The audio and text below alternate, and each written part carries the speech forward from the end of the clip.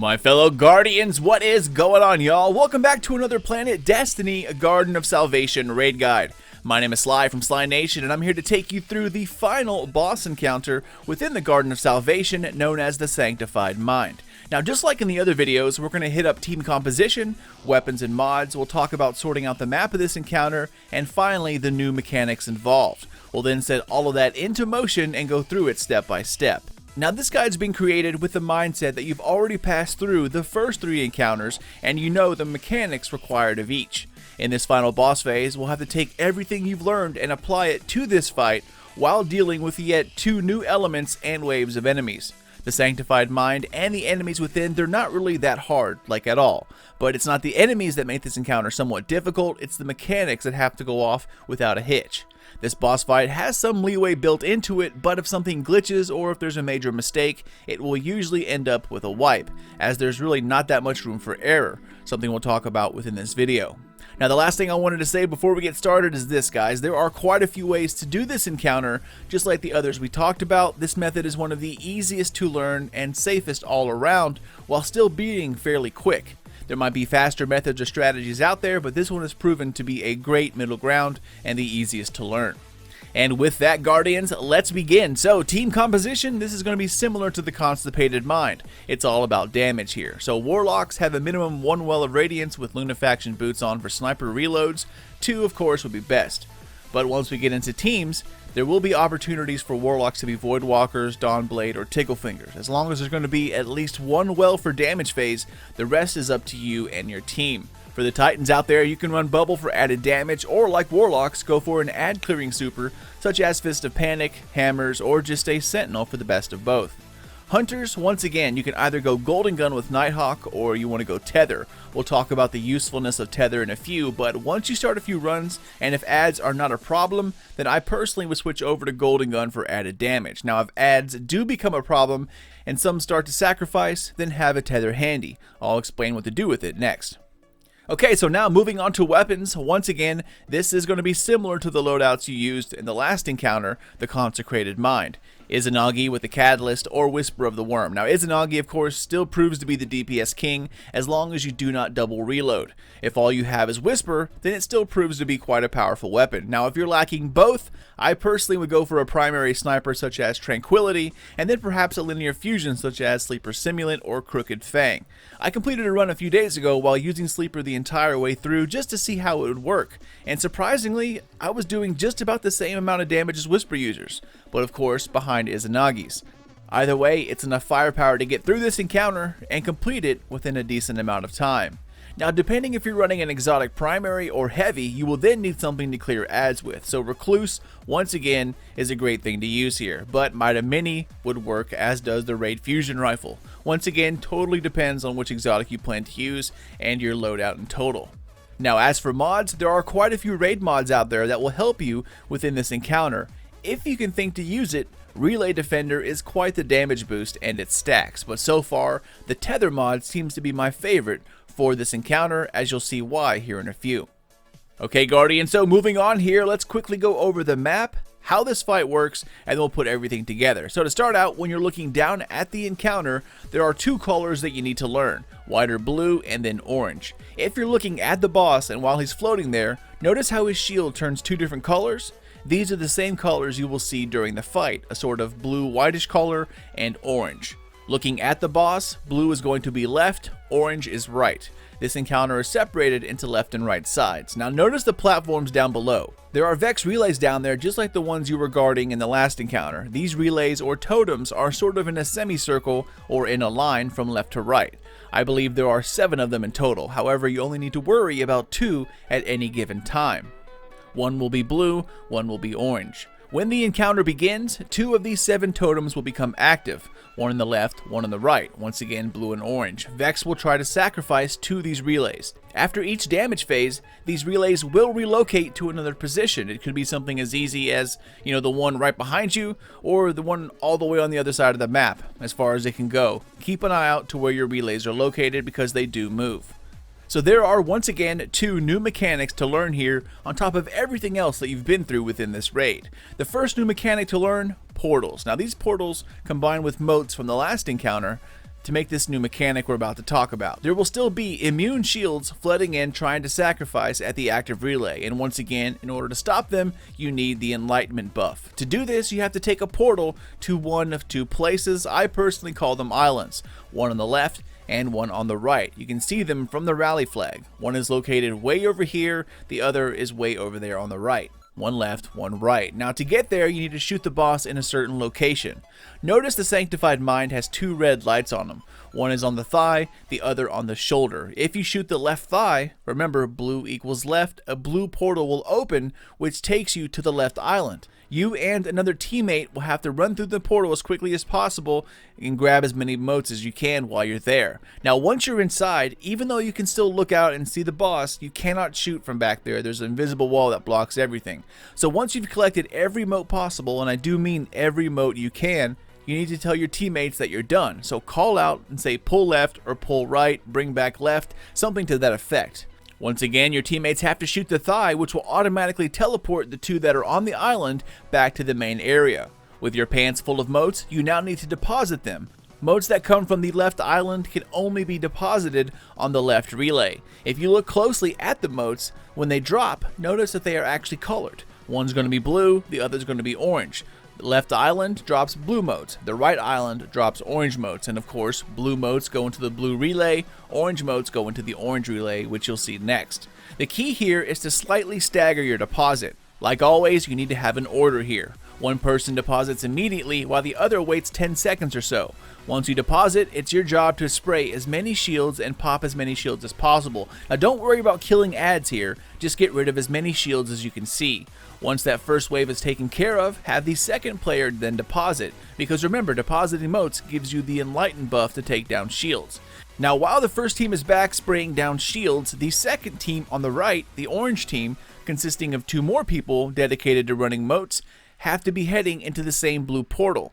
So how it works is like this, guys. Anytime you shoot the red spot to open a portal, it will instantly bring back the players on that side while also opening a portal. And every time a portal is opened, two things will happen. Number one, a Cyclops will spawn on the side that's been opened. If it's on the left, it'll spawn here on this left pillar. Right spawns, of course, on the right pillar. But on top of that, the boss does this second new mechanic where he takes away floor panels, the ones you're actually standing on in this encounter. Think of this whole area as like a Vex milk lake that has floor panels floating above it. That's what this map really is. You're standing on panels that can be taken away, and every time a portal is opened, one of these panels will be taken. So in order to minimize the amount of panels taken, you need to use these portals efficiently, meaning that anytime you open it, it should bring a team back from an island, while the next team uses that same opportunity to leap through the portal to go and collect motes. This way you're getting two things done at the same time. This applies to the portals on the left and the portals on the right. We'll get to the orders next. Now the final thing to talk about, rebuilding the floor. Once the boss takes away floor panels, you can actually rebuild them. After damage phase and at certain times during the fight, there are small opportunities in which you can rebuild your floor space. And here is where the tether comes in. The tether box is located on top of the relay, and notice that the locks are spread out all over the encounter. Each one of these locks corresponds to a particular floor panel. You can connect the tether through your teammates to these locks. It'll rebuild the floor, giving you something to stand on, and the more you build, the more spaces you have to escape to. Build when you can. This is the part that takes practice, guys. You just have to play through this encounter to know where to stand and how to tether best. It's actually best to let each side worry about their own floor. Otherwise, the two tethers can become a mess when people try to come to help out. Alright, Guardians, now let's put all of the things we just learned into motion, and then we'll talk about damage phase after that. So once again, guys, we will split up into two teams of three. Left team, or blue team, and orange team, which is going to be right. Within each team, you're going to have one designated relay defender and two mote runners. Shoot the boss to start the encounter. At first, you will have ads spawn in along with an angelic hydra, and just like previous encounters, when they spawn in, they will stop you from using tethers that put that kind of box around it. This goes for rebuilding and for stunning the boss, which we'll get to here soon. Clear ads, and as soon as the two lights become visible on the boss, you want to send your first team to go get motes, which will be the blue team or left team. So shoot the leg to open the left portal. The designated relay defender on the left side has to then take out the Cyclops every time the portal opens on his or her side. The Cyclops only appears when the portal opens, so take it out and then go back to ad duty. Usually someone in the group will end up being the Cyclops sniper. Once the portal opens, the 2 designated moat runners for the left side run into the blue portal and collect moats as fast as possible. You need to collect all the moats you can here. If you see a Minotaur at the end, then you can only collect a total of 15 moats in total. If you see 2 hobgoblins, then you can actually collect 18 moats. Once all the moats are collected, call out for your teammates to once again shoot the leg, and this not only teleports the left side moat runners back to the main area so they can deposit, but at the exact same time, the 2 designated moat runners on the right side, the orange team, will now use this opportunity to jump into the blue portal. So we have one team returning from left, while a second team is now heading over. While the right side team is in the portal, adds with immune shields will start to spawn in. And like I mentioned before, stagger banking your moats, so just in case something happens, you have enough buff to take out all of the shields. Pop as many shields as you can. If a certain side needs shields taken out like as soon as possible, call something out like shield break left or shield break right. Once the orange team has now collected all the moats they can on the left hand side, call pull left. This pulls the second team, and they now need to deposit the blue moats into the blue totem. So the idea is just like the last encounter. We need to bank 30 moats into each relay to overload it. 30 moats in the blue relay, 30 moats in the orange relay. Once both teams have banked moats, you'll start to see it glow and you'll hear this kind of chime along with the message at the bottom of the screen saying that the relay is overloaded. Once both teams have banked on the blue relay, it's now time to switch sides and head into the right portal. So now guys, we simply repeat the process, but this time going right or orange. Open the right portal by shooting the shoulder of the boss. The left moat team, who went in first on the left, will now go first in on the right, because remember, you still need players with the enlightenment buff here on the main floor to pop shields, while the moat runners are doing their thing. The reason you have to be quick while grabbing the moats is because you can only do this safely so long as there are players on the outside with the enlightened buff to pop shields. So once again, grab as many moats as possible, gobble all of them up, and when you're done, call out pull right. Now the left team gets pulled back to the main floor, which of course will spawn a Cyclops on the right hand side this time on the right pillar, and the boss will take away yet another floor panel. Now since the left team went into the right portal, they are picking up the orange moats, which of course need to be banked at the orange relay. So bank the moats on the right hand side, the orange relay, gain the enlightenment buff, and then pop shields, while simultaneously the right hand side team is now jumping through the orange portal, going to the right island and grabbing moats there. Once the second team is done, they call out pull right, which brings the team back, and just like the left side, each designated moat team only needs to make one run per team on each side. As long as you come back with at least 15 moats per team every run, you'll have enough to overload the relay with 30 moats. Once you have both relays overloaded, you are now ready to do damage. The boss will walk forward, and once again adds will spawn in along with an angelic hydra, which of course blocks the tether. Now notice the oracle looking thing right in front of the boss, which looks similar to the voltaic charge from the other encounter, but this time it's going to be colored blue or orange. You have to match up whatever color you see here. So if it's orange, you have to use the right side tether. If it's going to be blue or white, you need to use the left side tether. Now during damage phase, there's a couple of different ways you can go about this. You can either assign a permanent boss tethering team consisting of 3 to 4 players who will tether the boss on both sides, but the easiest way is to get back in your original 2 teams of 3. Since both sides have the designated relay defender as well as 2 moat runners, each side has 3 people. So if it's blue, the left team will hop up and tether. If you see orange, the right side team or orange team will pop up and tether. There's no running around and no getting mixed up if you do it this way. So when the boss walks forward, he will spawn in the voltaic charge / oracle looking thing, take note of the caller, and then call it out. This very first tether opportunity allows you a decent amount of time, so take out all of the ads and then take out the angelic hydra, which despawns the shield over the tether box, allowing you to use it. Form a line from the relay to the boss's oracle. Now during this time, yet another round of ads will spawn, so whatever side is not using the tether, you need to be on ad duty trying to keep the tether team safe. And once again, this is also where the tethering mod comes in. Stacked enhanced versions buff your resistances when tethered by a large amount, so if you have them, I definitely recommend it. Depending on how many floor panels have been destroyed, a few of you might have to stand in Vex Milk while you're tethering. So the key here is to simply jump up and down. Do not use double jump, simply hop. You will take very little damage from it if you continuously hop. So putting this into motion, for example, the boss walks forward and you see a large orange oracle in front of him. That's the right side. So everyone comes together, takes out the Hydra and the adds. Once the Hydra is down, the right team or the orange relay team will line up and use the tether. Since the relay has been packed with motes and it's now in overload, this will stun the boss and his critical spot will open up. Just like the other Vex, it's the white diamond on the stomach area. So everyone looks up, takes a few shots. Shortly after, the second oracle will show itself, and it's always going to be the next color, in this case blue. If it's orange first, it will always be blue second. If it's blue first, it'll be orange second. It will never be the same relay tether back to back. Now sometimes it will glitch out and show the same color, but it's only a glitch, tether like normal. So now that the orange team has stunned him, it is blue team's turn. So orange team needs to be using its special or primary or grenade launcher or whatever you can, doing as much damage to the boss as possible, while the blue team is now setting up for a tether. Do not use your heavy or Izanagi's just yet. Once the blue team, aka left team, tethers the boss and the boss is stunned once again, everyone then needs to meet up in a central location. Throw down a well, Titan bubble in the back, and use grenade launchers, fusion rifles, or primaries while the boss is standing on the ground.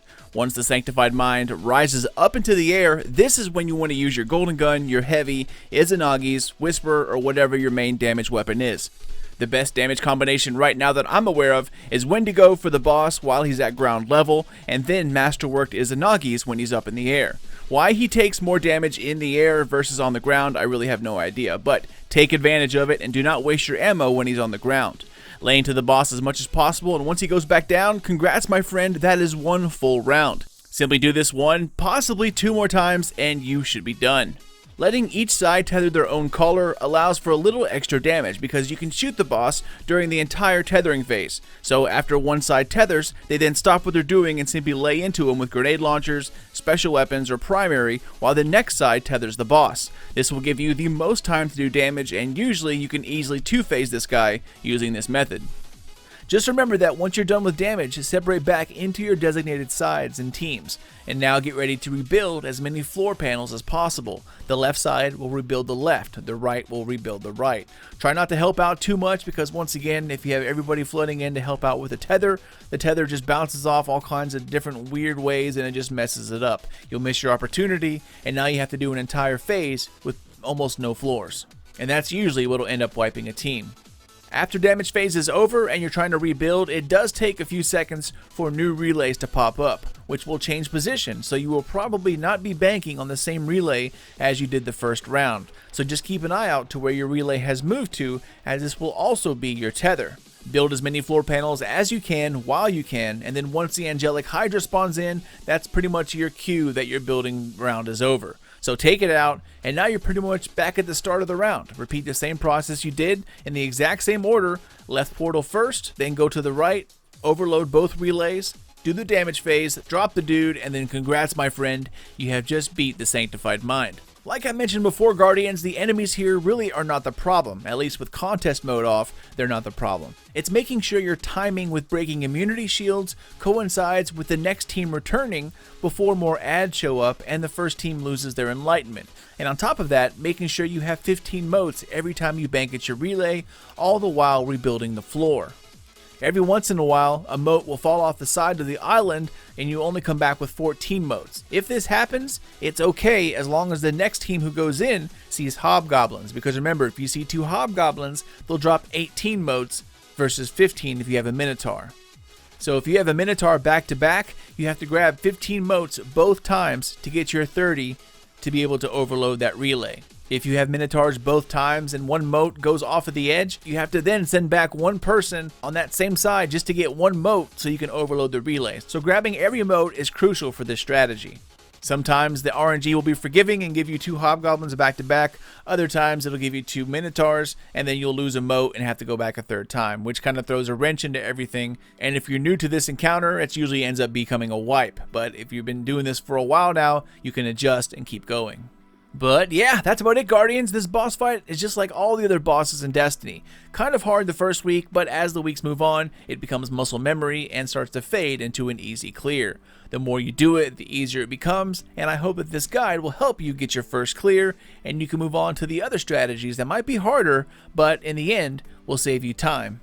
But I am out of here, Guardians. As always, thank you all so much for watching another Planet Destiny raid guide. I hope you enjoyed the past 4 videos and that each of them was not only easy to understand, but also delivered in such a way that made them enjoyable to watch. The best walkthroughs, in my opinion, are always the ones that prepare you for the entire encounter and show off everything that's happening, and I hope that this came through. But anyways, take care, Guardians, and good luck. Hit that like button if you enjoyed the video. Feel free to share this with your Discord group, clan members, or friends. And don't forget to subscribe to Planet Destiny for all your Shadowkeep needs, as we still have plenty of news, secrets, guides, and reviews to talk about. Once again, my name is Sly from SlyNation here on YouTube, and thank you guys so much for watching another Planet Destiny video. Keep those eyes open for more Destiny content coming out here soon, but until then, take care, Guardians, and I'll catch you all in the next one.